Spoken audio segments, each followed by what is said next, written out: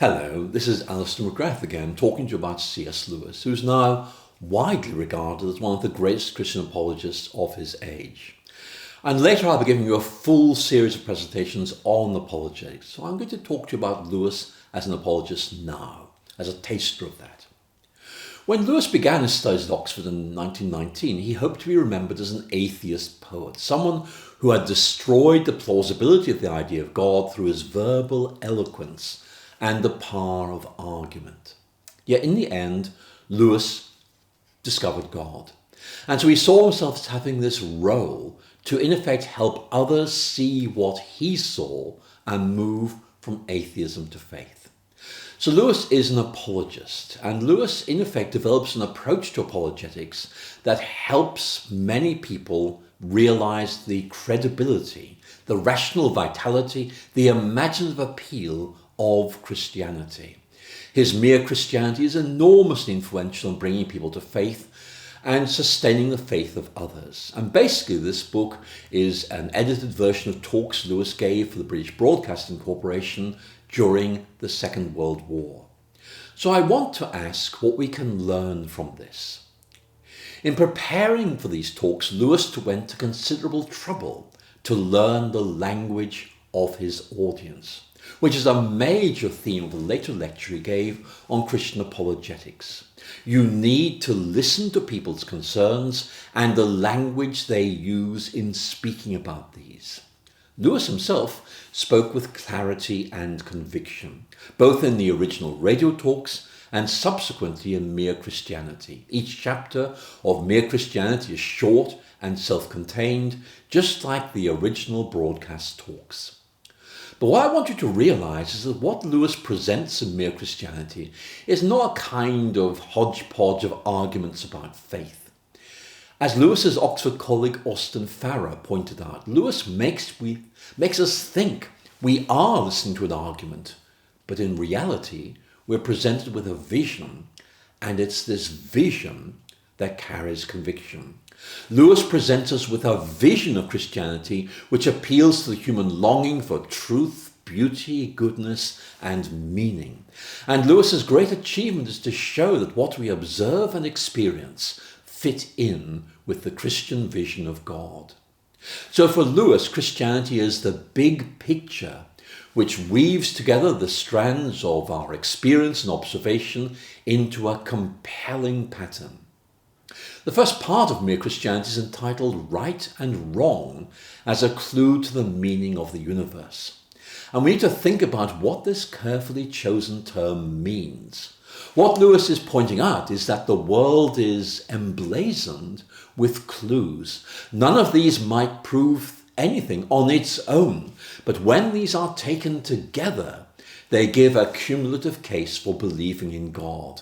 If you like, these clues are the threads that make up the great pattern of the universe. Lewis is quite clear that human reason on its own cannot prove the fundamental beliefs of the Christian faith, but it can point in the right direction. And Lewis's concern in Mere Christianity is to explore what we can work out about God on our own, not taking anything from the Bible or the churches, and then to present a public demonstration of the reasonableness of Christianity without depending on any specifically Christian resources. He wants to draw on common human experience and reflection about the world. So his approach is to show how intelligent reflection on our experiences of life strongly suggests, not proves, that there is a God. So Mere Christianity opens with an invitation to reflect on two people having an argument.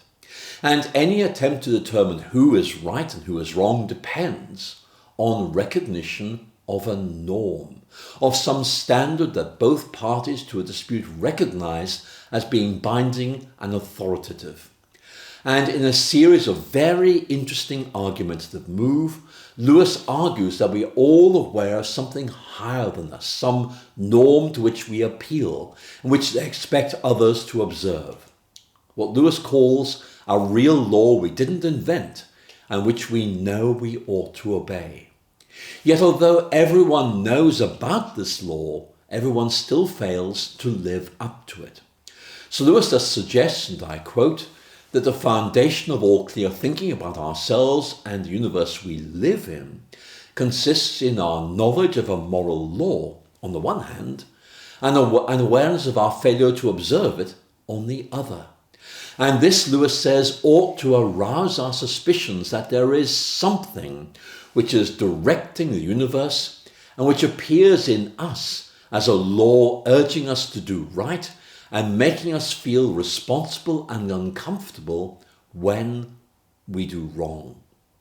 Now, Lewis suggests this points to an ordering mind that is governing the universe and which chimes in with the Christian idea of God. Now, Lewis develops this point by appealing to our experience of longing. And as we noted, Lewis developed this earlier in his sermon, The Weight of Glory, preached at Oxford in 1941. We all long for something we believe will satisfy our deepest needs, only to find our hopes are dashed and frustrated when we fail to achieve or attain it.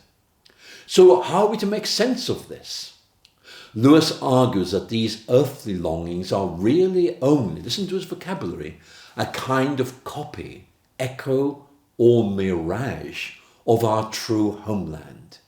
Every natural desire has its corresponding object and is only satisfied when this is attained or experienced. And Lewis argues that this natural desire really needs a transcendent fulfillment. It cannot be fulfilled through anything or anyone in this world, leading Lewis to suggest it can only be satisfied from something beyond the present world towards which the present order of things points. So for Lewis, the Christian faith interprets this longing as a clue to the true goal of human nature. God is the ultimate end of the human soul, the sole source of human happiness and joy.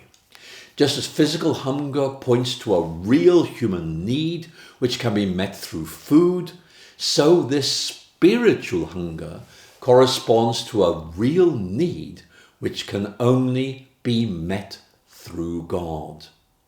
Now, Lewis is aware that many people have this deep sense of longing within them, which cannot be satisfied by anything that is transient or created.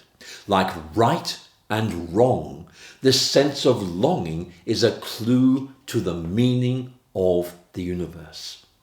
So in both these arguments for morality and desire, Lewis is appealing to the capacity of the Christian faith to fit in what we observe and what we experience. And this approach is integral to Lewis's approach to apologetics, precisely because Lewis himself found it to be so persuasive and so helpful. If you like, the Christian faith provides us with a map that fits in with what we observe around us and we experience within us. This approach is summed up very succinctly in that famous quote I mentioned in an earlier presentation from a talk that Lewis gave to the Socratic Club in Oxford. Let me quote it again. I believe in Christianity as I believe that the sun has risen, not just because I see it, but because by it I see everything else. For Lewis allows us to make sense of the world. For example, our sense of right and wrong, our sense of longing, by discerning a resonance between the theory and what we experience. Though Lewis uses very few musical analogies in his published writings, it's almost as if he's appealing to the idea of the harmony of the cosmos. It fits things together aesthetically, even though there are clearly a few logical loose ends.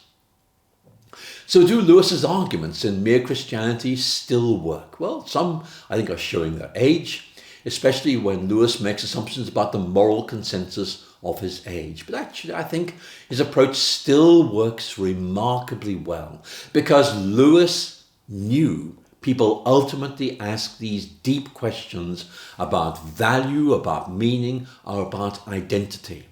And both his argument for morality and his argument from desire continue to speak deeply, even if we need to rephrase them and adapt their imagery to our own day and age.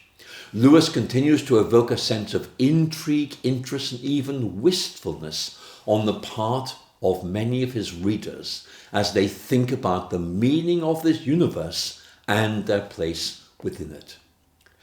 Maybe one of the lessons we can learn from Lewis is that apologetics is at its best when it makes people wish that Christianity were true, for example, by showing them its power to excite the imagination, to make sense of things, and to bring stability and security to life.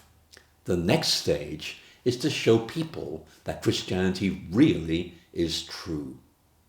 Now, there's much more that needs to be said about this, and I shall be developing a series of presentations on apologetics I will share with you later. I'll have a lot more to say about Lewis then.